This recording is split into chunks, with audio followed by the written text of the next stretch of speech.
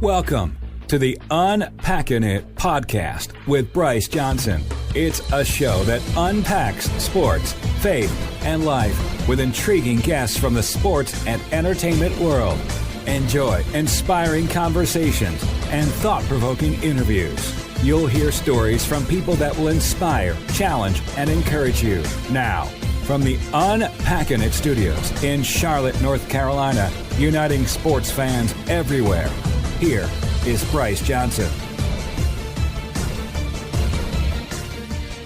Welcome to the Unpacking It podcast, Charlotte edition. It's the show that unpacks sports, faith, and life with intriguing guests from the sports and entertainment world. I'm Bryce Johnson. Hope you're doing well today. I have got a special guest in studio, and it's more along the entertainment lines today.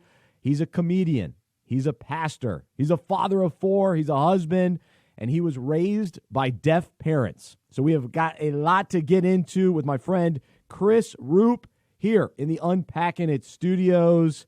Chris, welcome. How are you? I am amazing, man. Well, we're glad you're here, and you're wearing your Braves shirt today. I'm not sure we'll talk Braves, but we're going to talk Panthers and comedy and faith, and so we're going to have some fun. So glad you're here. And let's start with the Panthers because, man, there's so many things to discuss and so many possible decisions on the line this offseason. And it's interesting to hear perspectives nationally. I've been listening to some different shows, then locally, and then from the actual fans. And so you're a diehard Panthers fan. So first question, Cam Newton, and then second question, we'll discuss Christian McCaffrey. So thoughts on Cam? Where do you think he ends up? Do you want the Panthers to keep him around next season? I would say I am probably 90% sure he's not going to be here. He's gone. That's where I would agree. And I think it's a great decision. I'm not anti-Cam. I'm not necessarily pro-Cam. I'm neutral. I'm a fan of Cam being able to throw the ball and win. That's a big thing. Being healthy would help. Yeah, but here's my whole thing. We've lost a lot of stuff, and Matt Rule has a thing that he's done in the last at the last two places he was at. He tanks the first year, rebuilds. Yep, his wins. Guys. Yep. Cam Newton is only one reason he stays, and that's if you're not tanking. Yeah. And why would we not tank next year? I mean, we're going to be at best an 8-8 team, and that's if a miracle happened. A great pickup in the offseason of some sort. But we don't have an offensive line. That's been decimated, which means Cam's not going to be able to probably run the ball. He's going to be getting a lot of pressure. So I think it's a tank season, right? Yeah. I mean, let's tank it. I wouldn't even go get a backup quarterback. I'd use what we got. You know? You could roll out with Kyle Allen. I would say, is it not a tank for Trevor a year? Yeah, I'm on board for that. Now, it ends up being a really hard season because I was reading an article on The Athletic, and they were talking about the 2-14 season with Jimmy Clausen. And that year, I went to every single game at home, preseason and regular season. And that year, and I don't know if I've been back since. Maybe I've been to a couple games since. What? Yeah, barely. That took a lot out of me as a fan. So in theory, I support. Yeah, let's get a top pick and you rebuild. You want a quarterback, and if you can get Trevor Lawrence, that'd be sweet. And so there's an understanding of that. And even with the Dolphins this year, I think Dolphins fans recognized what they were doing. But then all of a sudden they started winning. They played hard. So if you continue to play hard, you see glimpses, you see a couple guys emerge, then it's okay. My biggest issue with the tank thought, and ultimately this is a rebuild. Olsen's gone, Kuechly's gone, I think Cam's gone. So it is going, whether you like it or not, it is going to be a rebuild. But to me, the tanking makes it seem like you're really trying to lose. And the attitude of that is really tough. I know. And that's different. In the 2-14 season, the difference between the two, that year, they were trying. That's what makes that so bad. That's what takes the air out of yourself. Yeah, Clausen was trying to prove himself and wanted to be a guy and prove that he could not, which was hard for him. Sure. It was rough. Terrible.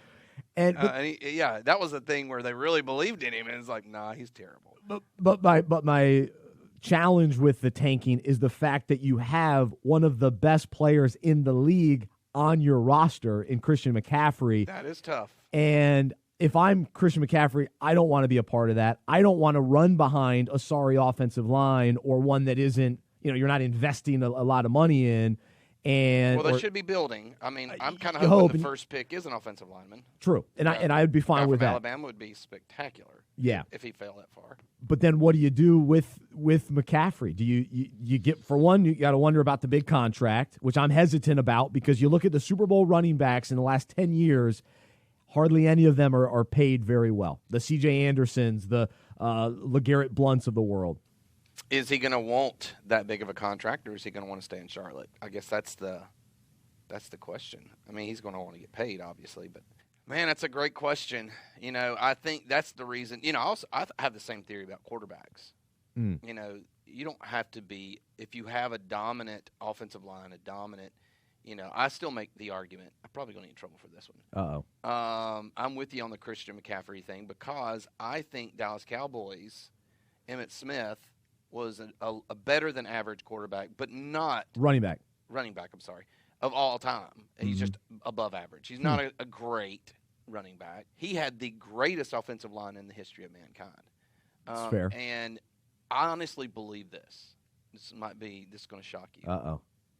I would have been a good running back behind the Dallas Cowboys offensive line. I would. I'm not even that athletic, but I'm pretty sure those holes are big enough to fit me. Wow. And I would have got 3 to 4 yards of carry. Now I might have got lucky and broke one out, and I might have got hurt, pretty early.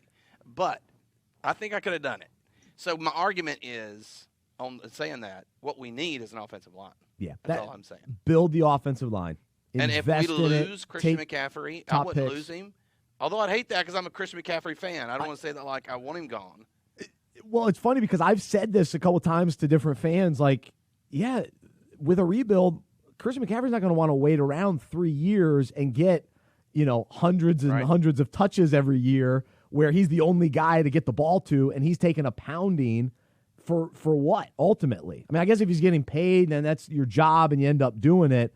But, man, that's hard. Because we saw what it did to Barry Sanders in Detroit. When you're a great running back on a bad team, that wears you down. And not only that, they were just dumb.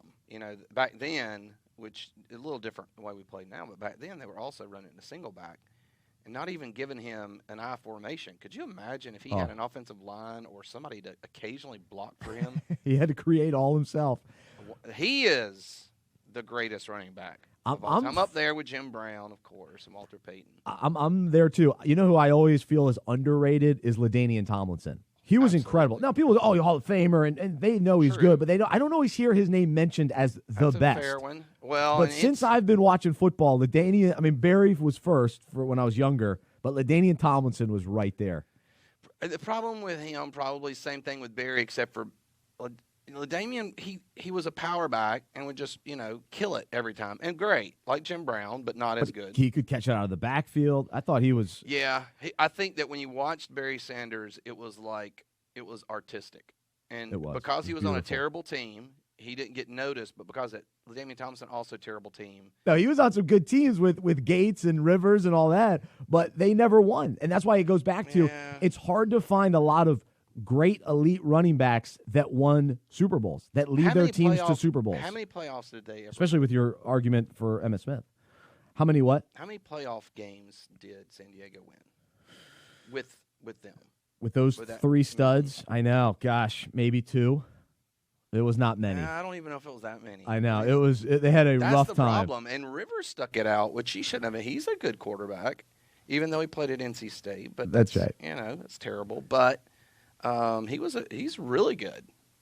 Nah, he's a whole nother conversation. Yeah, he's got the big numbers. I just don't know how much of a winner he is. I think that's been proven year after. I always joke. The Chargers every week you turn the game on at about 6:45 because they're always the 4:00 game, and it's the fourth quarter. They're usually within 6 points of the game, and they find a way to lose. They're pretty consistent. Very fair. But he's gone, so we'll see where Rivers ends up. But all right, I'm with you on the Christian McCaffrey. I'm open. I think that if he was to go, I'm okay with that. Again, Which is crazy to think because you hate to get rid of one of the best players in the league. Yes. He won me my fantasy league last year, and so I'm a huge fan, but I just almost feel sorry for him. Like I almost want what's best for him, which is a weird thing to say as a fan. If he will stay around, I'm okay with. I also am okay with if he's willing to gut it out But in 3 years, I think we can be a really good team. If you build the offensive line back up, I still feel like our receivers are better than people give them credit for. You've got to put the ball in their hands, obviously, where they can catch it occasionally. But I think they're good. They're solid. I mean, there's no superstar. Yeah, granted. Moore and Samuel are nice. They're nice players. Yeah. And I think if Moore is your number 2, wow, then now you've got a good Add one receiving core. That's true. Add your one. Get you a good quarterback. Again, he doesn't have to be a superstar, but somebody who can throw it, sit in a pocket, throw the ball. I know we're in a different era, so that'll be interesting. Whether or not we get the running quarterback again. But I'm okay with that plan, and then let Christian McCaffrey become your – but now he's unique, even different than Sanders. And that's why I don't know if you throw him in the traditional pack with a lot of running backs in the past. I mean, his catching abilities are insane.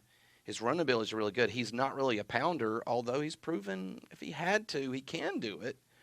But he is a different breed. I don't know if we had anybody like him. Can we think of anybody who played his game exactly the way he plays it? Gosh, yeah, that's hard to say. I can't think of anybody. I mean, the closest ones are the ones already out there, Aaron Jones and Kamara. Aren't they? I would say they're similar. But to me, what makes McCaffrey so special is he knows how to go down and how to take hits. A lot of running backs, they just get banged up. And that's like my fear for him. But then at the same time, I think he understands how to play so well and when to get out of bounds and when to avoid the big hits that it gives you more hope that he can actually have a little bit longer of a career compared to most running backs. Right. And so there is something positive about that. But if you start talking about gutting a roster and rebuilding and that offensive line gets even worse, it makes it even harder for him to avoid the big hits and to end up dealing with some injuries. We won't get – and one thing I'm going to go ahead and encourage you on, we're not going to get worse at the offensive line. That's fair. I sure hope not. I mean, we'll maintain at worst, right? I mean, it was pretty rough this year. And I don't think it was totally their fault. I think it was injuries. Partly. To be fair. Yeah. But they're not a great line. No, they've got to make some decisions, and so yeah, I think Darrell Williams will end up being gone, and hopefully they're able to keep Taylor Moton. I think he's been the one guy that's been solid at right tackle. So, all right, the other big question is, and I've been listening. I watched the show Speak for Yourself, and they've been throwing this conversation around with Joe Brady now becoming the offensive coordinator for the Panthers. They go out, get him from LSU. And, get a young guy, take a little bit of a chance on him. Does the thought process then lead to the Panthers saying, okay, we've already got him. Now we need to go get Joe Burrow. So we need to do whatever it takes to get Joe Burrow. We assume the Bengals will take him number 1. But now there's a little bit of a push that Tua's getting healthy. And maybe the Bengals could even get Tua Tagovailoa. And so that's interesting. But for the Panthers, are they willing to give up a ton to go get Joe Burrow? And my biggest question is this: is Joe Brady so determined to always remain attached to Joe Burrow, thinking, well, yeah, I mean, I had all the success as this, passing game coordinator or whatever his role was at LSU, and he got the most out of Joe Burrow because Joe Burrow didn't do a lot before this past season and then had one of the greatest seasons in college football for a quarterback, wins the Heisman and the championship. And so it's always one of those things, who gets the credit? Burrow, Brady? Did Brady get the best out of them? And so if you're the Panthers, do you say we want to have this combination? Or you say, hey, no, we believe in Brady so much that we can find a quarterback that he's going to develop and get the most out of. And to me, that's very intriguing. And it'll say a lot about kind of their perspective of Brady based on what they end up doing at the quarterback position. Yeah, I just don't know. I don't know what we could do to get him. Because not only us, but think about it. Let's go with the scenario that you said that Tua goes to Cincinnati, which I can't fathom. but you're going to have Miami, who has far more resources than we do to give up. They're going to get Tua or they're going to get Burrow. I think that's the problem, right? You would think. And the same thought process, I guess, for the Dolphins and the Panthers is this the year you want to get a quarterback, or maybe you're still adding the pieces and you're still a couple years away? I think this is it for the Dolphins. Already proven they're a pretty decent team. Are they a quarterback away? I think they. Well, Fitz magic. You roll it out 2 years, one more. 3, no, you get Fitz, a couple is he more gonna pieces. Stay? The rumor was Fitz was coming here. Did you hear that? He might as well. That's He's already played for crazy. 15 teams. He might as well play for another one. No, I am. I don't believe. I don't think we have the resources to do it unless you did a first rounder and a Christian McCaffrey. But you're giving up 2 first rounders for one. We've already seen with Tepper, he gets what he wants. He went out. He wanted Matt Rule. He paid him a ridiculous contract. Yeah. And then they went and didn't seem like Joe Brady was going to leave LSU. They found a way to get him. So, well, we're worse than Miami. We're in a worse position than Miami is as far as you're going to go get Burrow now. We're still 2 years from even being able to be decent, I think. Yeah, so you hate to bring in a young quarterback and you wouldn't play him necessarily. So you'd want him to sit for a year maybe. Versus throwing him out there and then he becomes Derek Carr, or David Carr, I should say, right. with the Texans when he was the number 1 pick and just got destroyed. And then his career never was able to get going. Then he ended up with the Panthers at one point wearing those white gloves, remember? And some people make the same arguments for, a lot of quarterbacks. So that's a common concern. Well, we just saw with Patrick Mahomes, he waited a year behind Alex Smith, right. and it benefited him greatly. So I always lean toward that, actually, anyway. Always love talking Panthers, and we'll continue talking Panthers throughout the offseason and plenty more decisions to be made and free agency coming up. And the Panthers are going to have to make some decisions on guys they kind of let go and release. And to me, anybody over the age of 27, you probably say goodbye to because they're not a part of the 3 to 5 year plan. So right. That's going to be interesting to see. But since I've got you here today, Chris, I was thinking last night, since you're in the comedy world, so I love comedy, I love sports, and when those two merge together, it's always a lot of fun. And I'll always make the argument that the best show on TV, my favorite sports show, is Inside the NBA. So Ernie Johnson, Charles Barkley, Shaq, Kenny Smith. It's NBA All-Star Weekend. I can't wait to watch all the festivities and their coverage of it. And so I would put them as the funniest sports show. And the reason they're so successful is because of the comedy that they allow within their show. They don't take themselves too seriously, and it just seems to work. But what's interesting is it's pretty rare to find in sports television, right, where there's a freedom to go there, to actually rip on each other, to tell jokes, to, they'll show different social media pictures and GIFs and all that kind of thing. And they're always laughing, having a good time. But as a audience member, I love viewing that and tuning in for it. I think there's a hint of it on College Game Day. That's why they have a successful show. But other than that, PTI has a little bit of it because they can rip on each other and laugh at each other and that kind of thing. What is your perspective, though, on seeing comedy, finding comedy in sports shows? And do you find that sports shows take themselves too seriously too often? Absolutely, I think they do. I mean, it's a lot. Again, it's entertainment. And so why are we being so serious? I mean, it's a game. That's right. That's my ultimate thing. It's a game, and we're watching it to have fun. And actually, it probably would help when you're losing, if somebody's having laughing a little bit and having a good time. And a lot of people, I mean, the ones that you remember, I mean, again, when you think about when you watch certain shows, I always look forward to on Sunday morning when you're watching the pregame on Fox. I'm waiting to see what the picks are going to be so I can see the comedy bit that comes up. With Rob Riggle. With Rob Riggle, but I liked it much better with Frank. Yeah. I think he's amazing. And Frank's always been known for his voices, which he's on the tour right now. He's on a tour trying to just be a comedian without the voices.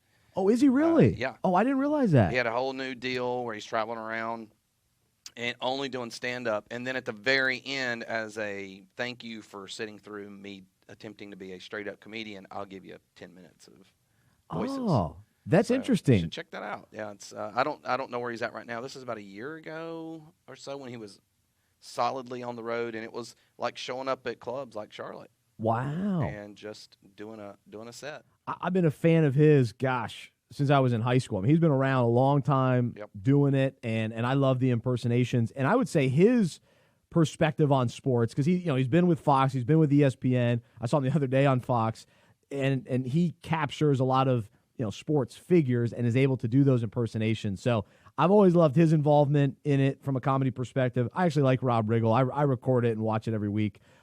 His little bit at the end of the pregame show. But Terry Bradshaw's hilarious. I think they do a good job. That's another show that adds a lot of comedy. But you know who my favorite guy currently, who's just emerged onto the sports scene as a comedian, well, just as a funny person, is Cooper Manning. Absolutely. Oh my goodness. Have you seen his his bits? He's so clever and naturally funny. It's a little different twist, but It is. I think it's the natural bent of it that I like about him. Just very clever. Both his brothers are funny too on SNL. I thought both were great. I think Peyton is really, really funny. I think Cooper's the best, and Peyton. Then I'm Eli. not a fan of Eli. Period. So good riddance is all I'm saying. I kind of lean toward that way too. Retire away. But I think I tweeted this out. But my hope for Monday Night Football is for them to add Peyton, absolutely, and Cooper. Eli and Cooper. Not Eli. Put them Peyton all. and Cooper. And then you need one, somebody to carry the load and make sure they're actually staying on track. Could you imagine? I mean, how fun? I mean, that would be must-watch Absolutely. television. Well, you would have somebody who actually knows football. Yep. Which we found out with Tony Romo is if they know what they're doing and do it well, very helpful. Somebody to carry the load, and then you got somebody to help keep it funny that is actually funny. They'd probably need to prep a little bit and stuff. I'm not sure if he's spontaneously funny. That's going to be the issue that you don't know with him. But I'm going to assume he is. I mean, oh yeah, right? Yeah. Those guys are hilarious. Which, as a side note, I just saw that article on is it whose son is Arch Manning? The high schooler. I think it might Is even it be. It Cooper's? might even be Cooper's I think son. It is. I'm not sure though. I'm not positive. I know on it's not Peyton's, and I know it's not Eli's. So there's only one other brother, That's it. right? So He's the good. forgotten brother, so it's Cooper. So Okay. wouldn't that be hilarious that his son is the next Manning? Well, and they say better than the other two. Oh my! That's what they're goodness. saying. I don't know. That's a lot of pressure. I saw Are you some kidding footage me? on him from high school throwing the ball. His deep pass is stupid good. Wow. Deep and accurate. Anyway, that's a whole side note. That's awesome. Well, I do want our listeners to get to know you a little bit, and you're a comedian here in Charlotte, and so I guess a couple of years ago, it really started. Your career started to ramp up a little bit more. What kind of led to that, and kind of where are you at in the journey of being a stand-up comedian and continuing to grow your career? Yeah, it always was like a bucket list item that one day I'd like to get up and do 5 minutes, and because I love comedy in general, and I love to be funny, not just at parties, but as a communicator in churches and stuff. I've always tried to incorporate humor. Yeah. So my other high interest is working with adoptions. I've always had a heart and a passion, feeling like the church has this responsibility very clearly in Scripture to make sure to take care of orphans and widows. It's the one thing that we can always kind of clearly agree on. So I wanted to find a way to raise money for adoptions. And it's a very expensive process for folks. So I said, what if there was a fund that would do that, where people who are wanting to adopt and who could get grants and scholarships and stuff to help with their adoption. So I didn't know how to raise money, and then I thought, what if I put the two together? And so I found a guy out of Columbia, Marty Simpson, and asked him, I was trying to keep the budget low. I'd never done an event like this, and so I asked him if he'd come up and do a comedy show, and all the money would go towards helping with adoptions. And I said, here's the trick. I want to get up and do some time so I can knock this off my bucket list. Love it. And so he said, pastors have this thing where they want to do it. I'm just saying it's fine, but make sure you practice before you go up there, because you could really bomb hard. Ooh. And I said, okay. And so he said, I'll go with you to your open mic. We'll go do an open mic, 5 minutes. And so I drove down to Columbia, and I bit it hard. Oh, you did? I did. It was embarrassing. It was tough. Oh, no laughs, or Well, you were just so bad at delivery, or what was it? so here's what happened. I'm going to tell you straight up. Because my parents are deaf, I said I'm going to do some jokes about deaf parents. Now, I did it more about deafness in general. And so I got up there, and probably within the first 15 to 30 seconds, I'm already doing deaf voices. Oh, And so they don't know who you are. They don't. No. Yeah, that's And hard. it's in a dive, man, where there's all kind of people in this room that are just. Well, the guy who went up before me was a guy who's a doctor, but not like a real doctor. He's a doctor who can dispense marijuana or something. And he looked like it was that kind of a crowd, is all I'm saying. It was rough anyway. And here I am doing deaf voice, and they're like, I'm pretty sure you can't do that. And so afterwards, Marty said to me, I got 2 things I want you to write down. These are 2 things. Number 1, here's how you can do better. Don't do the deaf voices. Ooh. Number 2, you're not funny. So if you could work on those 2 things, you might be able to make it. So I had a pretty strong determination at that point that I was going to figure it out, and so I did, and put it together, and we did the show, and it went really well. And there's this thing called a comedy bug, and if it bites you, you're in trouble. You're in. And so I got bit. I just kept going to open mics and competitions and. Traveling all over, been to Nashville doing competitions, and then so this has been about a 3-year journey.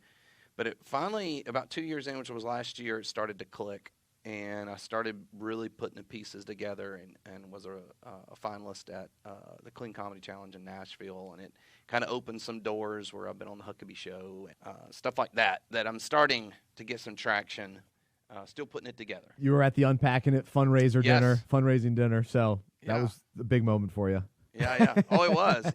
I say, there's 2 things that, there's things that you aspire to do, and, doing Madison Square Garden, that kind of stuff, packing it out would be awesome. And then the other one is the Unpacking It. Yeah.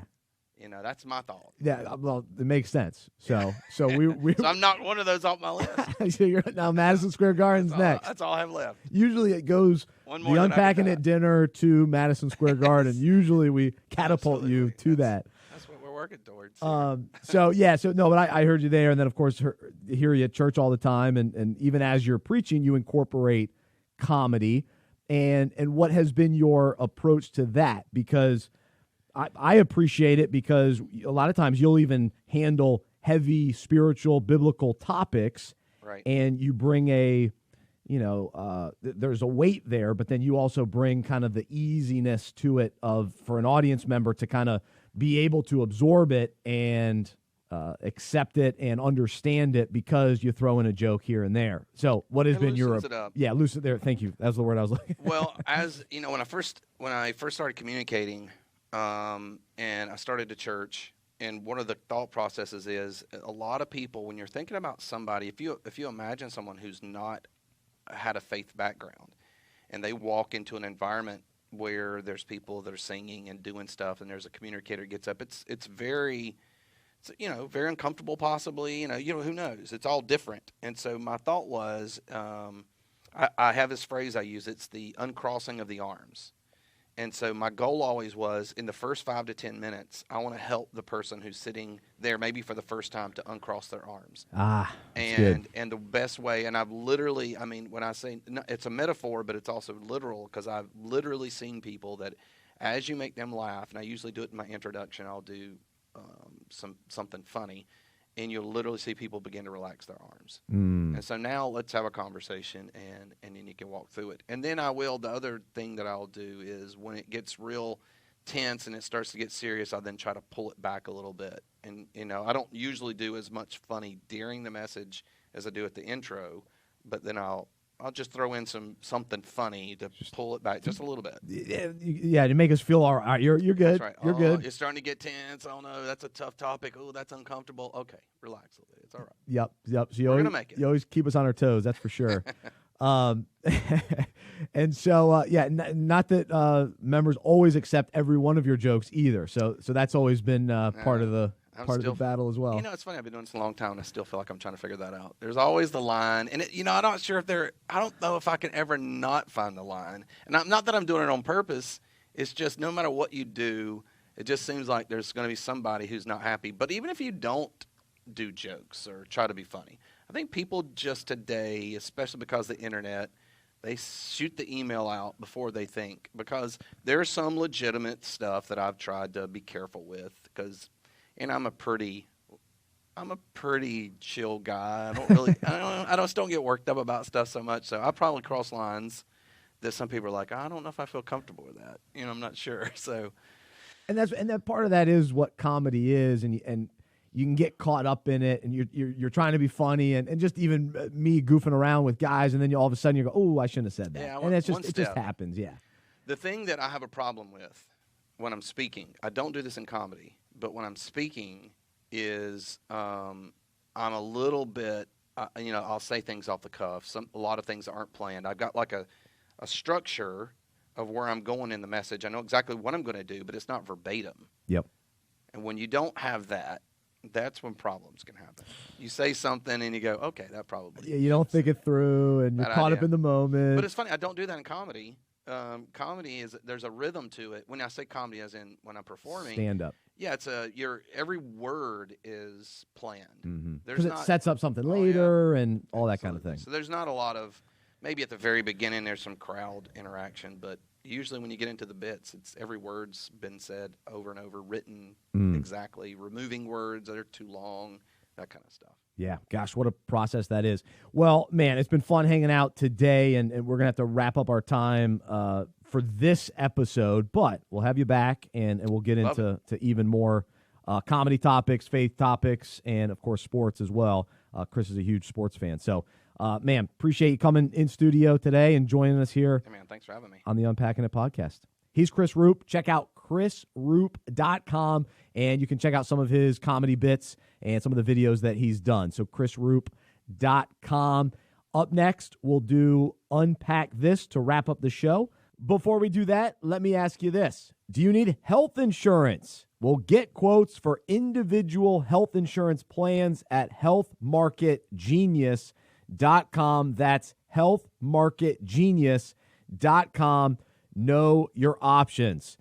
So each week on the podcast, we wrap things up with Unpack This, a quick thought about sports, faith, and life.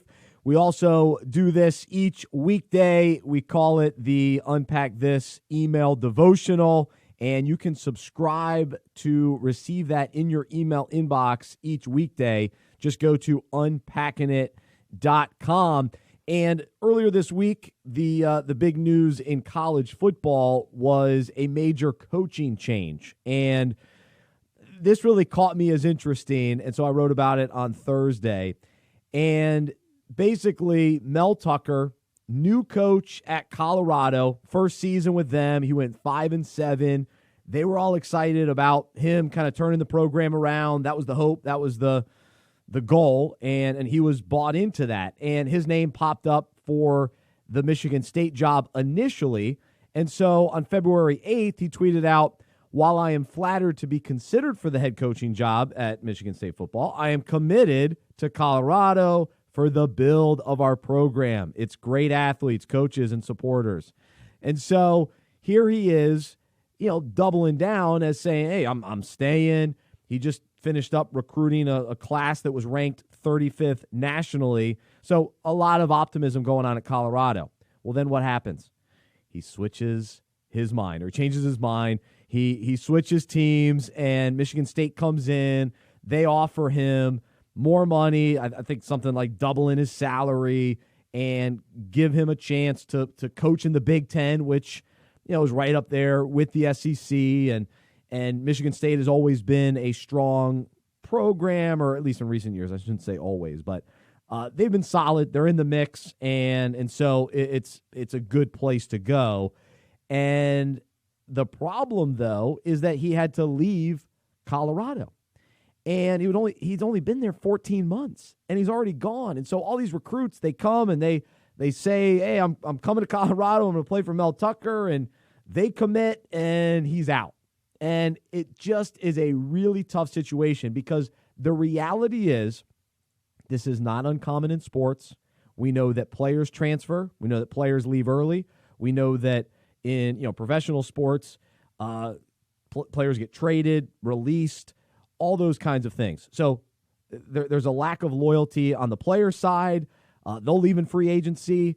Coaches leave on all different levels. GMs and ADs can fire coaches in college football and in pro football or whatever the sport. We see it all the time. And so we're used to it. And what's funny is it all depends on who our favorite team is. Because with the Carolina Panthers, what did we do? Well, I say we as I'm a fan, but the Panthers went out and got Matt Rule, took him from Baylor. Then they went and got Joe Brady at LSU, and even though Joe Brady appeared to acknowledge that he was going to stay at LSU, and as fans, we're like, all right, sweet, we just got Matt Rule and Joe Brady, and so let's bring them here. And at the core of all of this is a lack of commitment and loyalty. Now, Matt Rule leaves Baylor and kind of, in some ways walks out on them. But then what? David Tepper commits to him, gives him this huge contract. So he's all in on Matt Rule. And so now Matt Rule is connected to the Panthers. But in sports, we see it kind of go back and forth, and we've accepted the fact that there isn't always loyalty and commitment, and at any point people can leave and change. But I bring all of this up today to have a conversation and to consider what this means in our own lives, because oftentimes we struggle with full commitment. I mean, think about it. How many times have we changed our mind because a better option came along, or we bailed on something, or we said we'd be there and we didn't show up, or even we won't commit to something. We're like, yeah, maybe we'll be there, and we're wishy-washy and we're unreliable, and people don't know if we're going to actually be there. They don't really know to plan for our attendance or not. And so we lack this commitment in life. And, it's sad. We see a lot of marriages fall apart, and there's not this, standard anymore. It feels like that, hey, well, I guess it's still there. The standard's there, but man, we're not living up to it, I guess, in a lot of ways, where marriages are ending and it's no longer that lifelong commitment that we committed to, that we set out to do, that the vows were there and on our wedding day. And so, it's concerning. We don't always have loyalty and friendships, and we don't always follow through on promises, and we don't really have deep connections at church or in the community and deep roots because we're always moving around or bouncing from church to church and all those kinds of things. And then to take it a step further, these are also concerns when it comes to our faith. When we say that we're committing our lives to Jesus, we've got to commit to following his way and living differently. And this should be a big deal, but what happens? Sinful opportunities can entice us, and we can easily waver when selfish desires pop up and we don't feel like following Jesus. And so the challenge each day is to really remain fully committed to God's word, to his way. The Bible tells us, do your best to present yourself to God as one approved, a worker who has no need to be ashamed, rightly handling the word of truth. And I love this verse in Deuteronomy. It's in the Message version. It says, if you say you're going to do something, do it. Keep the vow you willingly vowed to God, your God. You promised it, so do it. And thankfully, we do blow it, and we are going to blow it, but God is still committed to us because of his grace, because of his love. And so in view of that great love and faithfulness and grace that he shows us, let's be encouraged to take our commitment seriously. Let's be determined to remain loyal and fully committed in all areas of our life, committed to him, committed to the promises that we have to people. And sure, things are going to pop up, and we're going to have to leave jobs and all of that sort of thing. But let's choose commitment more often than not, and really think about the people that we're letting down, and ultimately, where is God leading us, and where are the ways he's calling us to really commit, to be loyal, to build roots, to dig deep, to dig in, all those sort of things. And so it's not meant to rip on Mel Tucker, but using his story as a story to consider in our own lives. It's not always cut and dry in sports and sometimes in life too, but I think living a life where, that person he's committed, he's loyal. That's the kind of person he is. I think that's a great quality to have. It really is. We admire it in others, so we should live it out in our own lives. So I hope that you're willing to take on that challenge today. But thanks for listening to the podcast. Hope you enjoyed Chris Ruppe. He's a funny guy, so we'll try to get him more on the show and get him even more loosened up, riled up, and you can hear more of his personality maybe even the next time. So we had a short time with him today.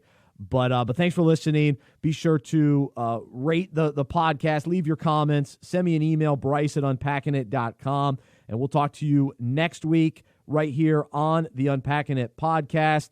Until next time, I'm Bryce Johnson. I'm a sports fan who follows Jesus. I believe in the good news that he died on the cross for my sins, he was resurrected, and through faith, I've been saved by his grace. I hope that is true for you as well, and I hope you'll join me as we live life as sports fans who follow Jesus together. Have a great one. Thanks for listening. For more information about the show, our events, and other resources, visit unpackingit.com. That's unpackingit.com. We hope you are encouraged, inspired, and challenged by what you heard today. To support our show and Unpacking It Ministries with a financial gift, visit unpackingit.com/donate. We look forward to unpacking sports, faith, and life with you again next week.